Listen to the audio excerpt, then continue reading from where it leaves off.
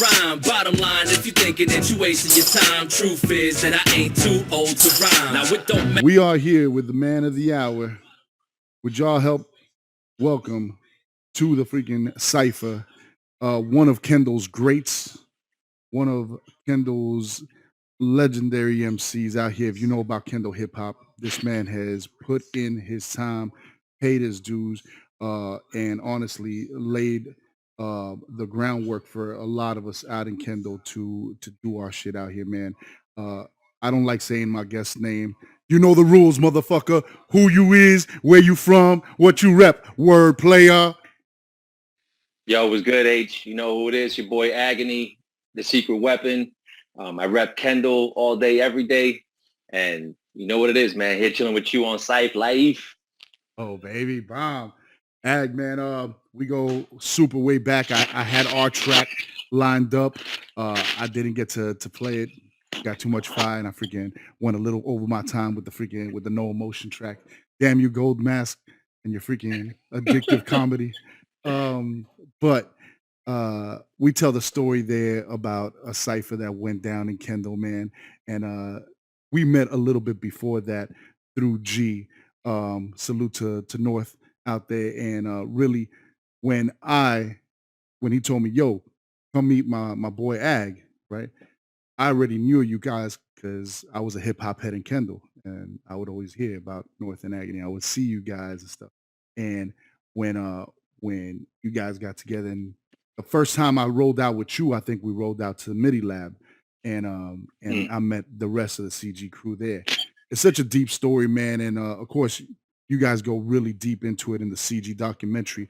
But we can't tell the story of Agony, the MC, without going back, because you have a deep history, man. So would you tell the people before Kendall, where are you originally from?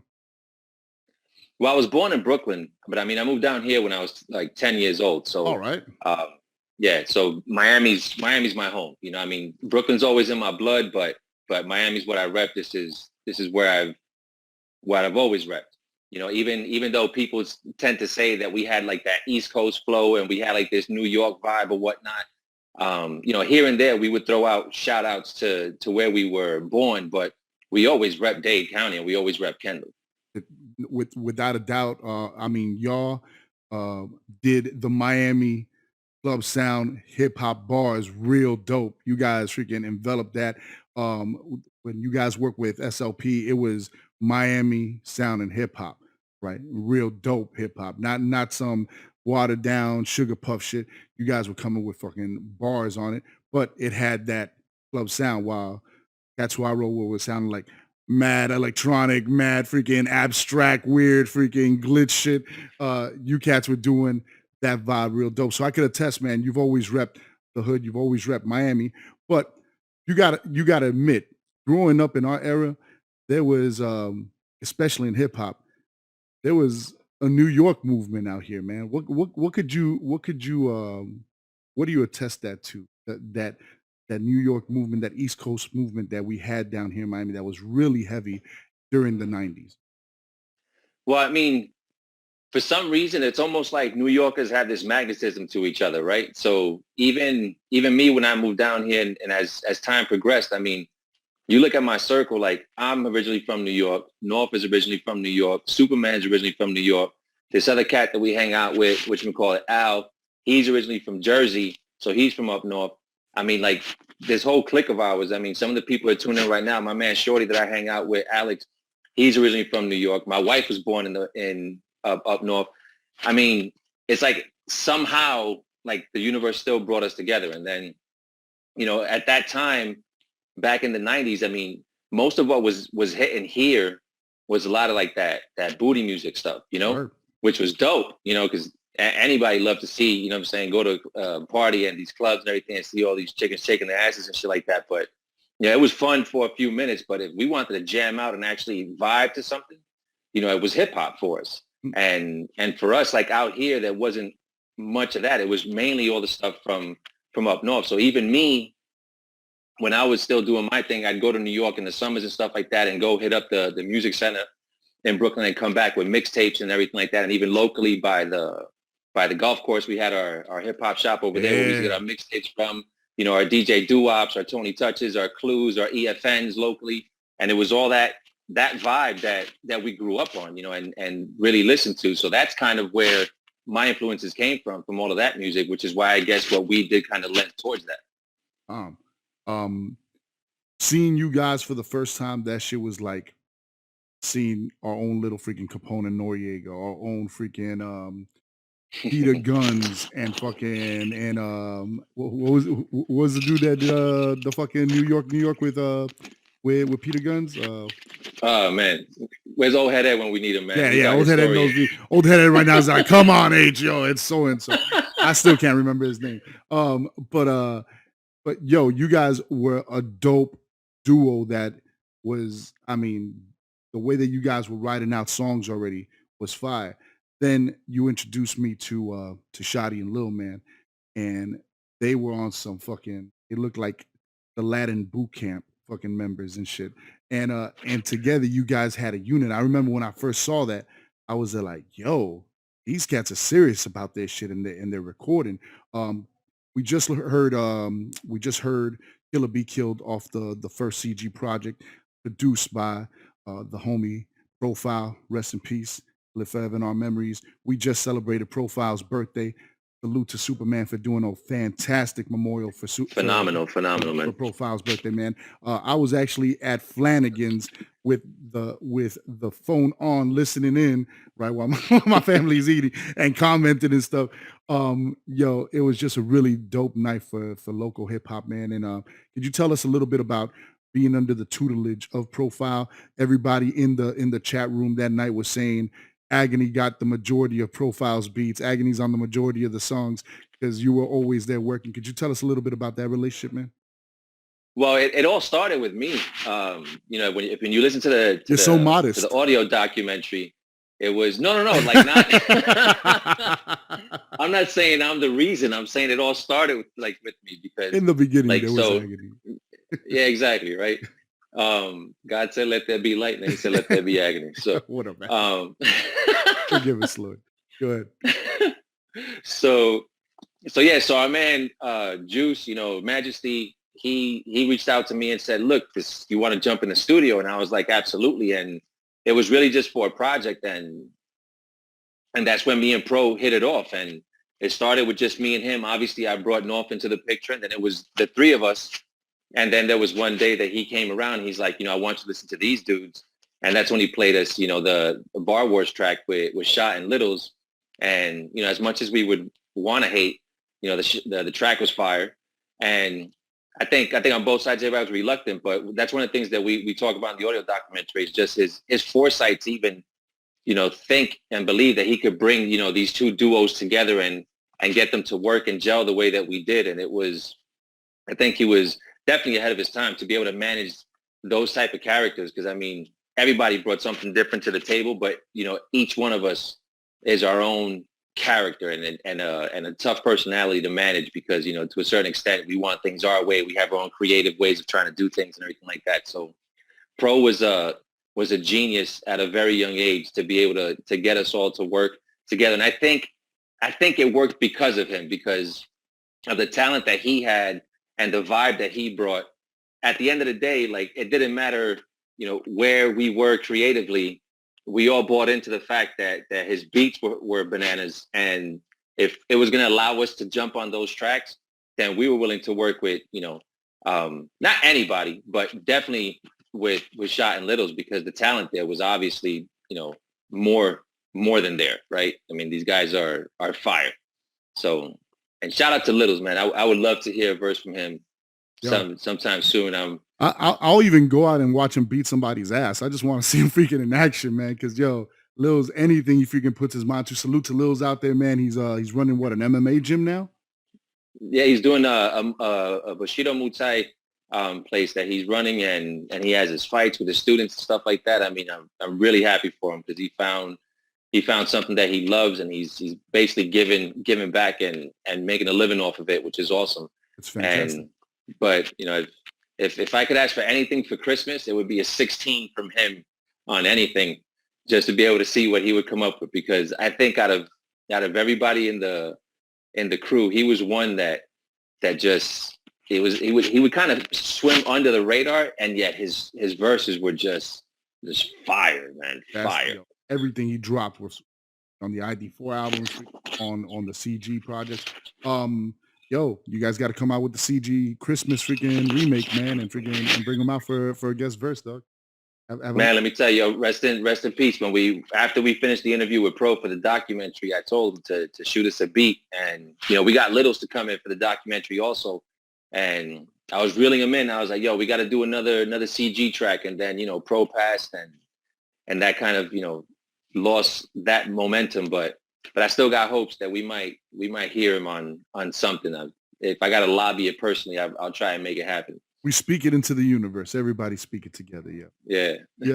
But you make a dope point, and Shotty mentions it on the Mosvich album. You've mentioned it before that that Pro was fucking would have to scream at you motherfuckers. Yo, come on, get on this shit, because you guys were wilding in the studio, and he was the one to keep you to keep you in line and treated you guys like an army. That shit was fucking training camp, yo. And you guys mentioned that a lot.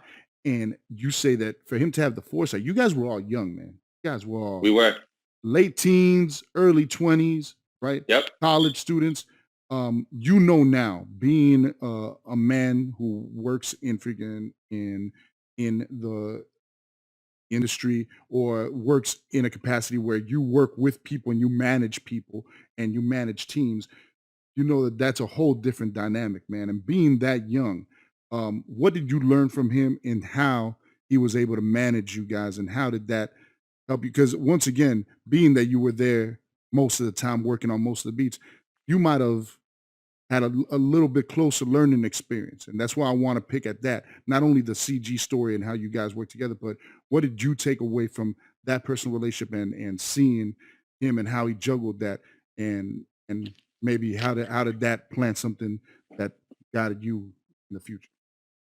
Let me tell you that about a good 75 to 80% of just about everything that I learned about music from a structural perspective came from Pro. And I say that to about 80% because I got to give a good 20% or so to my man North, that went to school for engineering at Full Sail and then came back and spread the knowledge to us back home, as far as learning how to route tracks and signal flows and buses and mixing and just doing the whole engineering side of stuff, right? But when I tell you that Pro, when I met Pro, I was just writing raps. And then after I met Pro is when I learned how to count bars. I learned that, the format for a song was, you got an 8-bar hook and a 16-bar verse, and, the things have to have breaks and drops, and just even from a production standpoint, how a beat's supposed to sound when the hook's hitting, and how it should sound when the verse is going.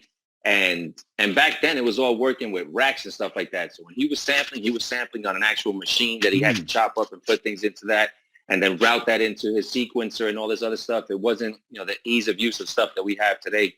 And then it's also the dedication to it, right? Because everything that we did with him was through the hookup at Dave, because he had access to it. But it was a sweatbox, dude, because mind you, Dave would turn off the AC like at maybe 10, 11 o'clock at night. And that's when we would start recording.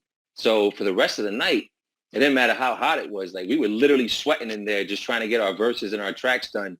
And him working through us, and, to let the time go by. Like, sometimes these sessions would run till 2, 3 in the morning. And then, sometimes later. And then I remember back then, though, I used to have a job that I used to work at a call center where I'd work the morning shift. So I was at work at 7 a.m. There were times where I'd run home from the studio, shower, and go straight to work. And I didn't get to sleep until I got back from work, just to nap for a few hours. And then if he was like, yo, I got studio time tonight, I'll take a nap and go back to the studio and do that shit again if I had to. Like, I was literally sacrificing sleep if I needed to be able to get behind the mic with him, because it was an opportunity that not everybody had back then. It wasn't like today, where for a few $100s, you can get yourself a setup and start recording tracks. Back then, you had to either be dope enough to get behind the mic with somebody, or have enough money to pay for the studio sessions. And we didn't have the money. Luckily, we found the connect through Pro, and he appreciated our talent enough to be able to hook us up that way. You have a fantastic interview with Bruce Beats and Eats, our boy Old Head Ed, and you sat down, and it's one of my favorite Bruce Beats and Eats interviews, honestly, just from a hip hop head, a grown man's perspective, and you touch on something that that always struck a chord with me. At that time, North and Agony, even with CG going, you guys were doing the CG thing, but you guys were going hard on your own with the Night Breeders music, with the music you were doing with DJ Epps. You guys were trying to break out. Could you tell the fans at home that might not know the story? There are a lot of people that follow you that know it, but other audience members that might not know your history. Could you tell them about the shot that you guys almost had signing with some of our favorite Puerto Rican MCs out of Bronx, New York?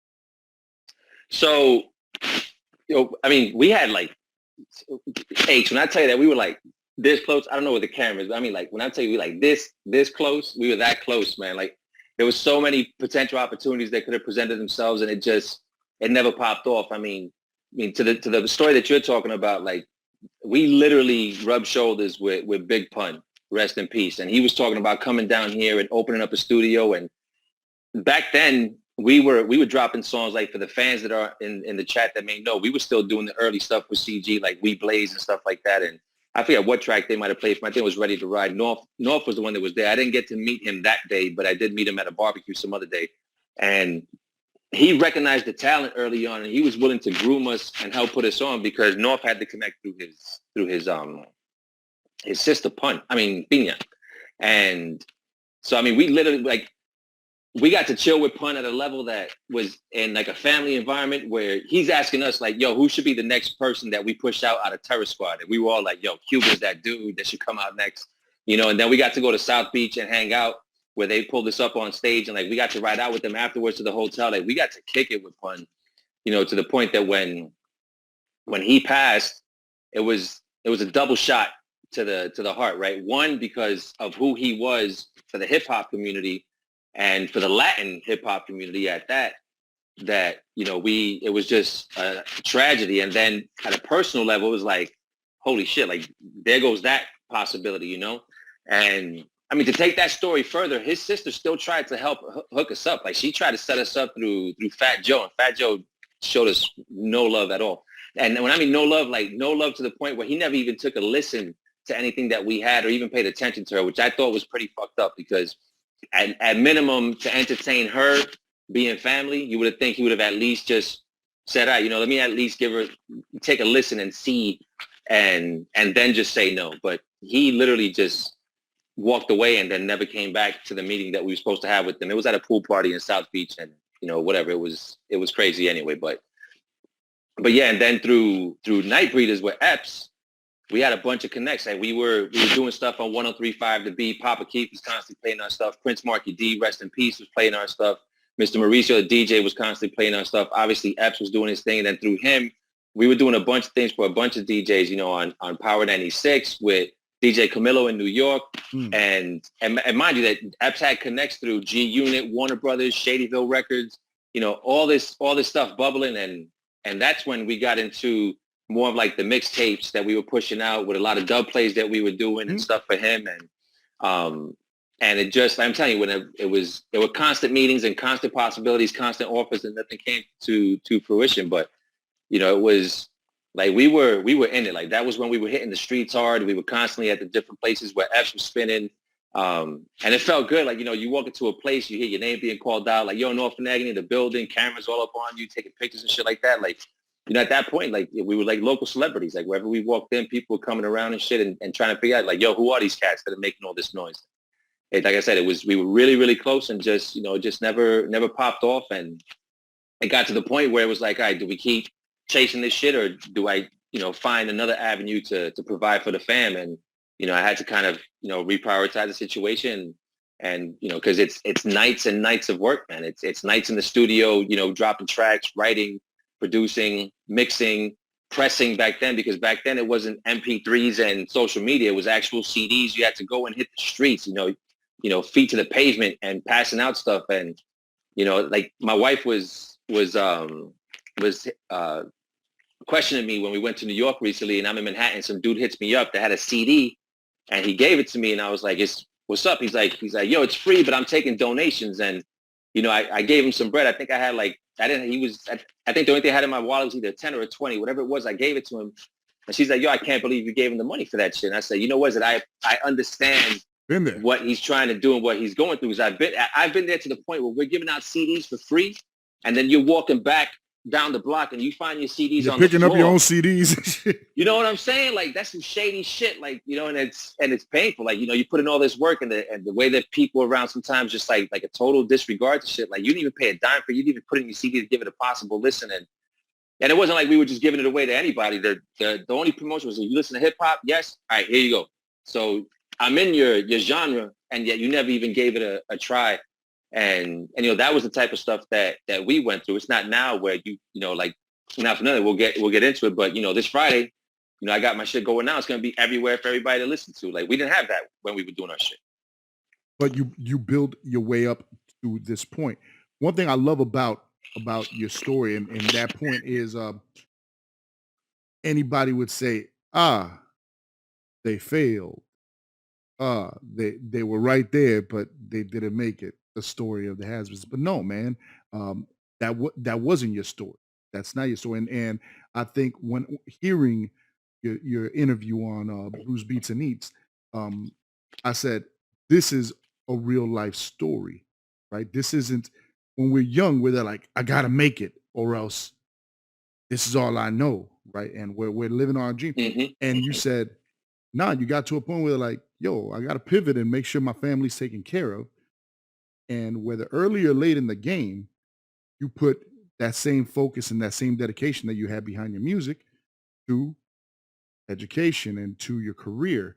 And could you break down to the people at home a little bit about that and where that's taking you? Because I think that that's a very important lesson, man. And that's something that I've learned from you personally, as a man, personally, as an artist, and as a father of children, as a husband, as a man in my community, man. And I think as men, we have to find people like that are the Bible would call it praiseworthy, men of honor, people that, yo, it's a stand-up guy, and we need more people like that in our community. We need to spread that.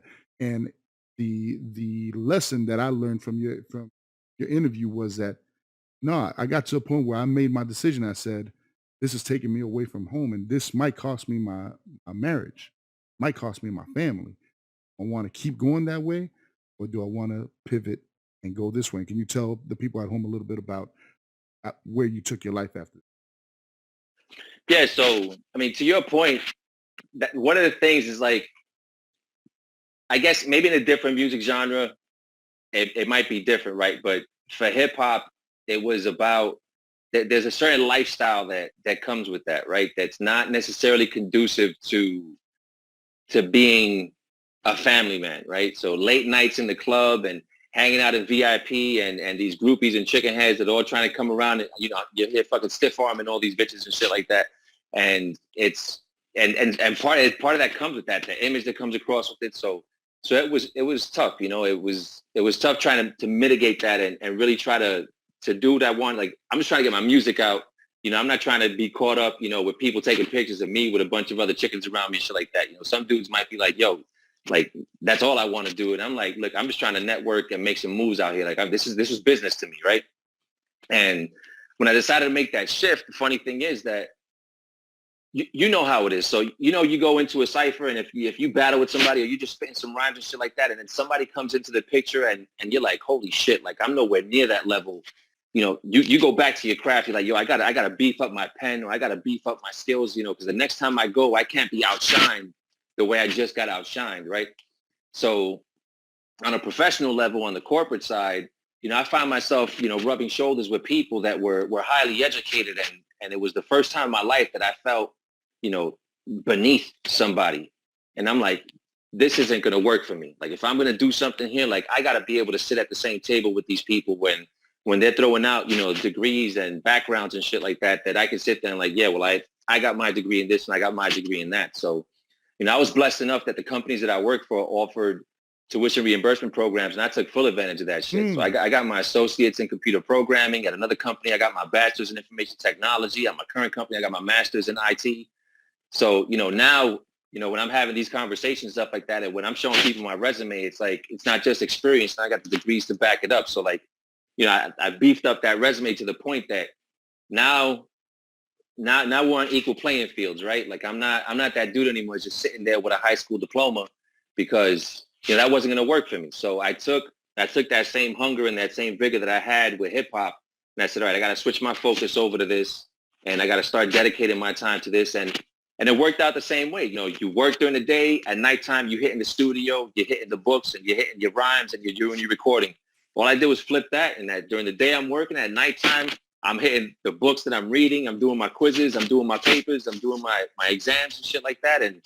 And so the being able to accomplish that wasn't difficult, because I had been training for that, technically my whole life, of living that dual lifestyle of, all right, I got to do this during this block of the day, which is giving me my constant check. But now at night, I got to do this because this is something else that I'm trying to pursue. And then now that the master's is done, I'm trying to get back into the music a little bit, just because music is something that's just that shit runs through my veins, dog. Like it's not going anywhere ever. And especially now that there's these possibilities to be able to put stuff out the way that it is, how can I not take advantage of that? One of the things that you were touching on was like, oh, we didn't make it. Some people might say, you failed or you didn't succeed. It's bringing it back to that interview with Old Head Ed. You got to measure your successes, right? And I remember growing up and getting into the music and doing everything. I'm like, I can't wait to have people that are fans of my music and spitting my lyrics and stuff like that. I have that. I have people out there that are doing that. It may not be millions, but there's people out there that genuinely appreciate my music, right? I can't wait to hear my shit on the radio. We've been on the radio, both here in New York, overseas, Chicago, places, not internet radio. I'm talking about like actual, broadcast radio, stuff, right? Yeah. So, things like that. So, I mean, at the end of the day, we didn't make the millions. We didn't do the platinum. We didn't have the tours and stuff like that. So there's a piece of that maybe we didn't get to do, but there are a lot of success stories within what we did. And I'm proud of the run that we had. You know what I'm saying? Like, for people that followed us and people that know us and still to this day look at what we do, like not for nothing. One thing that we definitely did is that even when we tried to go quote unquote commercial and try to break into that market, we always held on to our identity, and we never really completely try to shift into something that wasn't what we were, and if it's because of that we didn't make it, then I have no regrets when it comes to that, because that was one thing I was never willing to sacrifice. I like I said, most people would say, or young people would be like, it is because they're used to the overnight success stories, the already made and packaged success stories. Man, you're still with your wife. You're there with your kids, right? You have your own home. You have a master's degree. Fucking success after you have your, and now that you freaking laid that and took care of that, now you're coming out with music. Since I started WVCC Radio, and I want to thank you, brother, honestly, because few things brought joy to me as much as you saying, "Yo, H, keep the music playing. I'm here studying, dog. I'm still up, freaking doing my homework and stuff." Oh, you don't know, man. You got me through so many fucking nights of me not wanting to do shit, and it was just so easy to sit down at my computer and like, yo, H is on, so I would turn you on while I was doing my homework. And it made it so much easier to get through that shit. Like, I don't know if you think I was bullshitting or what, but I mean, it literally made it so much easier to fucking tune into you when I was doing my shit, man. Like Tuesdays and Thursdays, I would literally say, those are my homework nights, because while I'm doing that, I'm tuning in. Honestly, there were times I'm like, all right, I got to stop paying attention to the show and I got to get this shit done. I was vibing too much, but it made it so much easier because I didn't feel like I was just alone in the room doing my shit. Like I'm hanging out, I'm in the chat room and doing my homework. It was so much easier getting through that shit because of your show, man. Like honestly, there's no bullshit there whatsoever. Salute to you, man. Honestly, that shit would freaking, I mean, like, yo, look, it's working, yo. I fucking people are listening in, man. And but at that same time, you hit me up with you're like, yo, have you heard the Agony, the Secret Weapon and Friends? Hit me up with the mixtape of joints that you've done with collabo joints, and then you're like, have you heard the Shot by Agony? And you shot me that over. Fantastic album, produced by Shadi completely. You and Shotty teamed up for that. We played Little Orphan Agony, which you shot a freaking fantastic video to.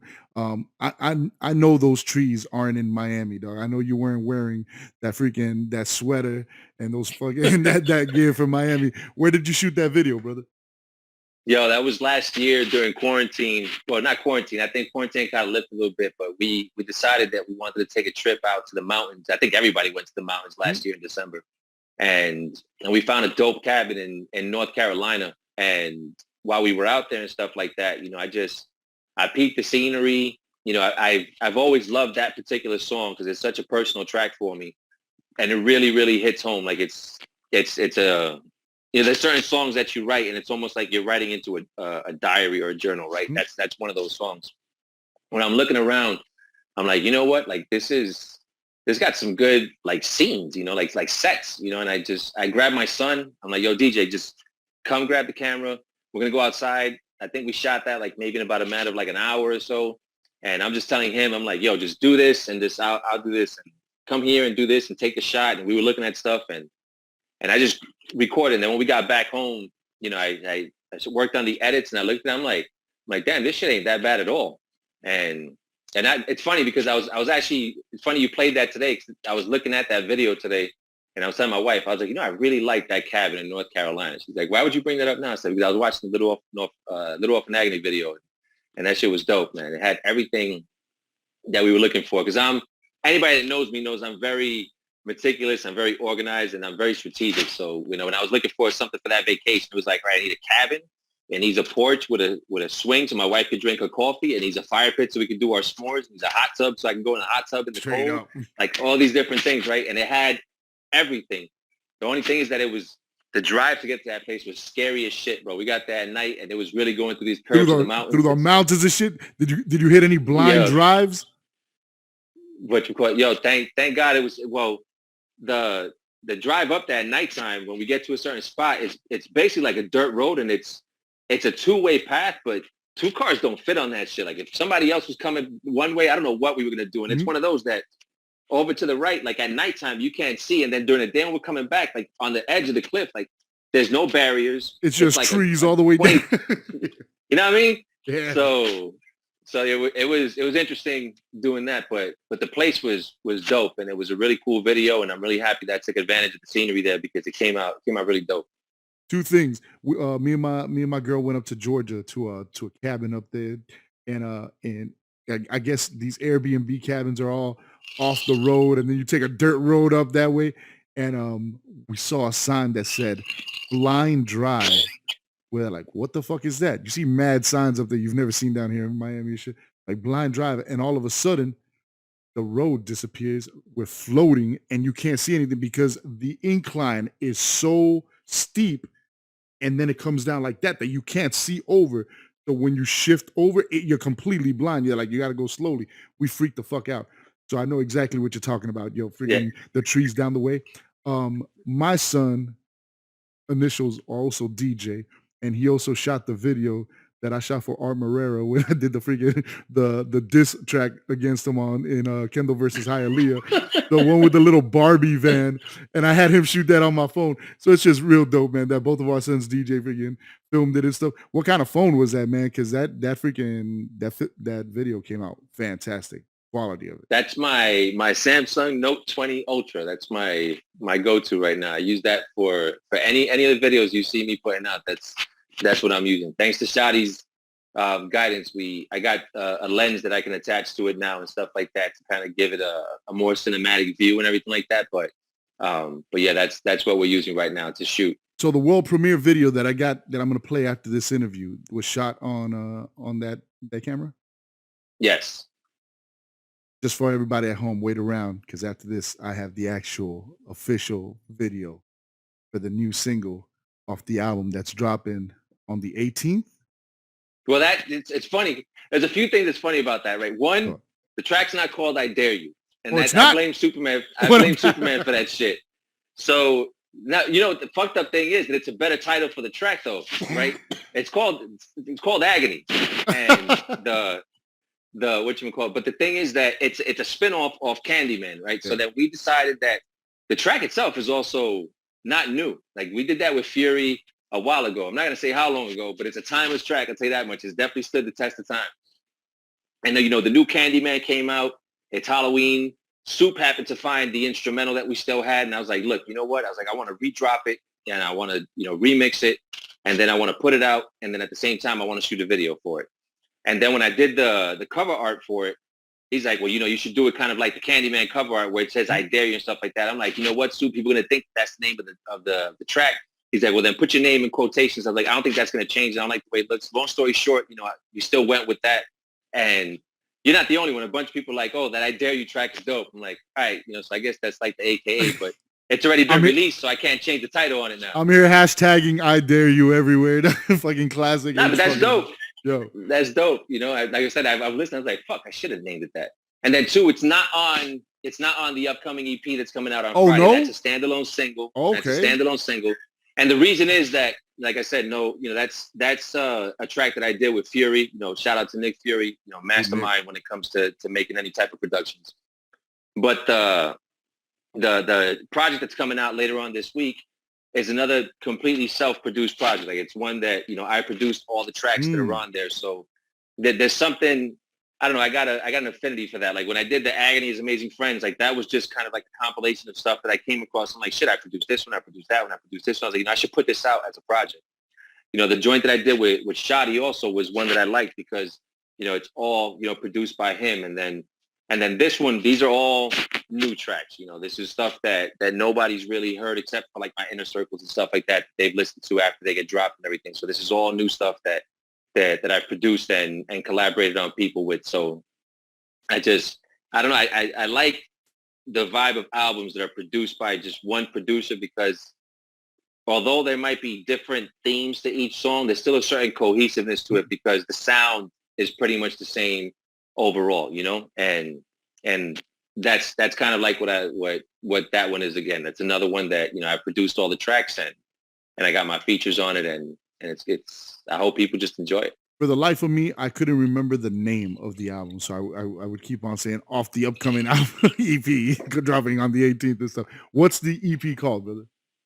It's called Open Buffet, and Oof. the reason is that as I listened to the tracks and we were putting it together, like there's no rhyme or reason to it, but it's like I feel like there's something in there for everybody. Like I got my stereotypical, let's say like hip hop track. There's some dance hall type vibe in one. There's even an R&B track in there. There's the hip hop joint that we did.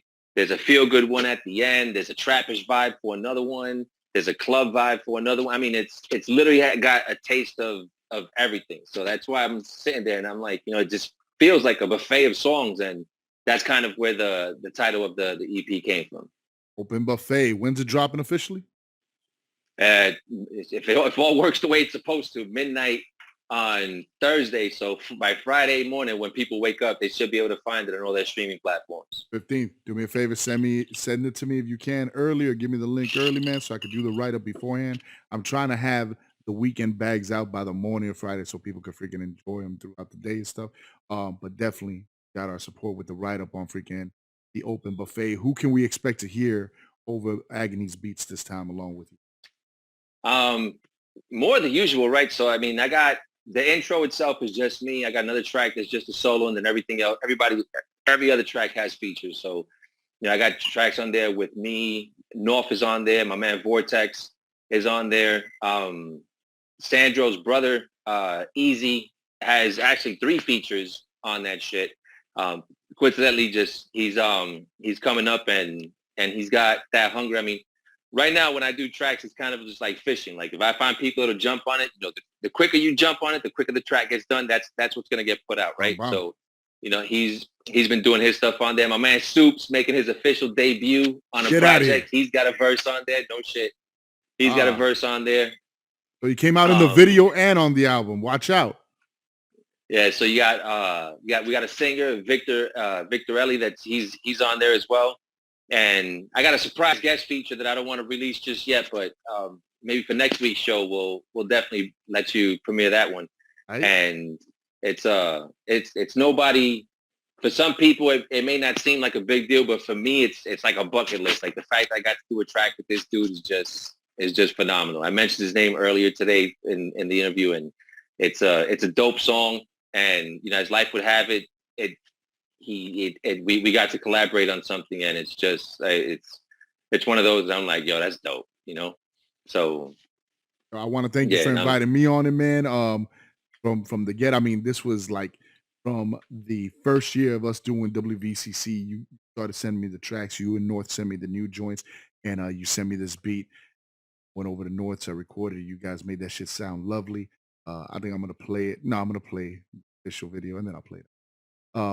But I want to thank you for having me on hip hop.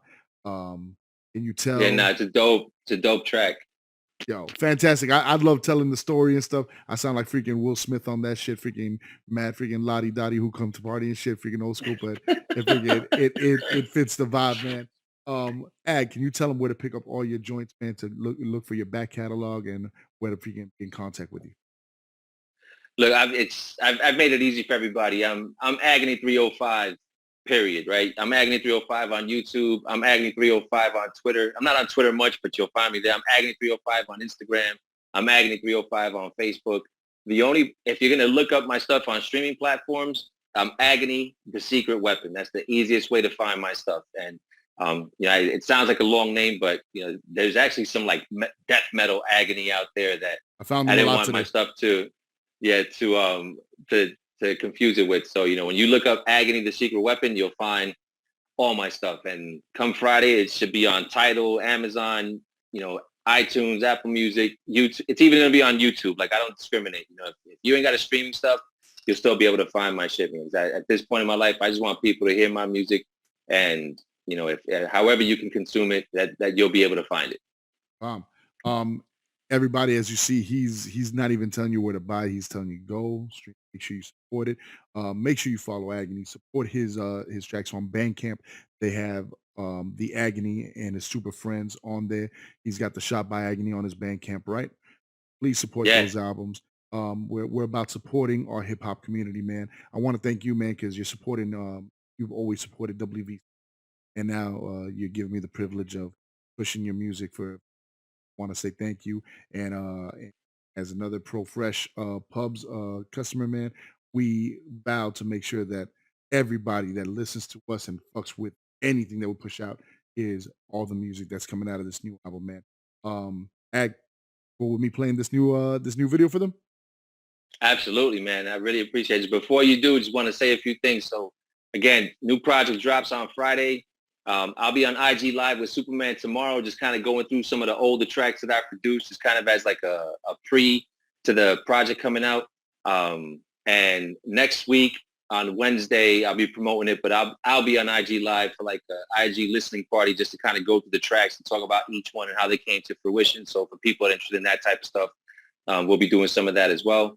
And yeah, man, it's just nice to be able to put stuff out. And yo, H, mad love to you for always showing love to us and for giving us this platform to be able to keep, doing what we do here locally. Like it's really dope what you do, man. I don't know how many people give you the props, but we're all about giving flowers to each other. And honestly, H, like I salute you, homie. Like I really appreciate everything you do for us out here in Kendall.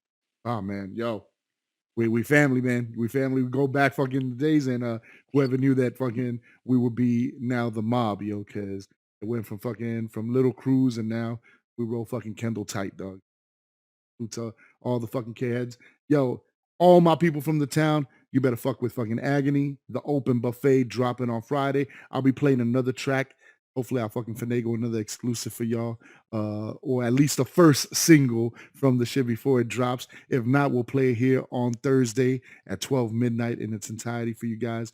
You guys can hear it. Let's play this I Dare You, which is now its new name on WVCC Radio. Before I let you go, Ag, let them know who you are and let them know who you fuck with, brother.